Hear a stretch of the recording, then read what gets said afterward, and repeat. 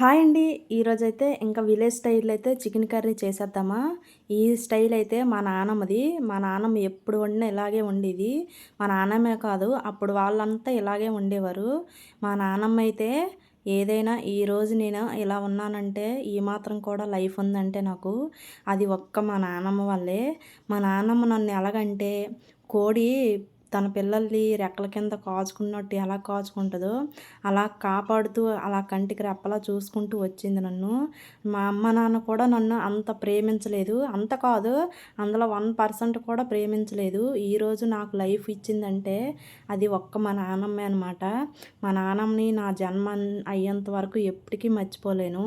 ఈ జన్మకైతే ఇంకా నాకైతే మా నానమ్మే దేవుడు, మా నానమ్మే దేవత.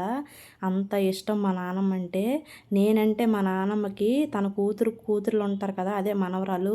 వాళ్ళందరికన్నా సరే నేనంటే ఇష్టం. మా నాన్నమ్మకి మొత్తం 5 పిల్లలు. 5కి ఇద్దరేసి ఉన్నారనమాట కూతురు, కొడుకులు. వాళ్ళెవ్వరూ ఇష్టం ఉండదు అంతగా. నా అంత ఇష్టం అంటే ఎవరికీ ఉండదు. నేనన్నా, నా పిల్లలన్నా అంత ఇష్టం అనమాట. ఏ కల్మషం లేకుండా చూసుకుంటది. ఇంకా నా కొడుకంటారా, నా కొడుకంటే ఎంత ఇష్టమో మా నాన్నమ్మకి అంత పిచ్చనమాట. ఎందుకో ఈ కూర వండుతుంటే మా నాన్నమ్మే గుర్తొచ్చింది.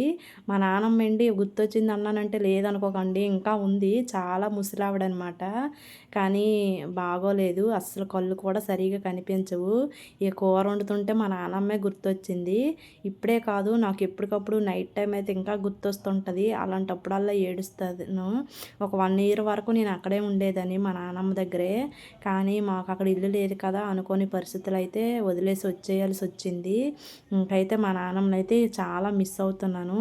మొన్న అందుకే విలేజ్‌ని చాలా మిస్ అవుతున్నా అన్నాను కదా! అదొక కారణం కూడాను. ఇంకైతే నా చికెన్ కర్రీ అయితే రెడీ అయిపోయింది. ఇలాగ ఎప్పుడైనా ఎవరైనా ట్రై చేశారో లేదో కామెంట్ చేయండి విలేజ్ స్టైల్‌లో. అప్పుడు ఇలాగేనండి, నాటుకోళ్ళు అవి కోసుకుంటే మొత్తం మసాలాలన్నీ ముందే కలిపేసి ఉల్లిపాయలు, టమాటాలు పట్టించేసి, అల్లం వెల్లుల్లి పేస్ట్ కూడా వేసేసి అందులోనే ఆయిల్ వేసేసి బాగా కలిపేసేవారు చేయి పెట్టేసి.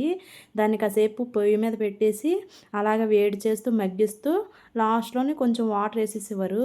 ఇప్పుడు మనమైతే ఇంక అవన్నీ ఏస్తున్నాం గానీ, అప్పుడైతే ఉప్పు, కారం, ఉల్లిపాయలతో సరిపెట్టేసేవారు. సరే అయితే బాయ్ బాయ్.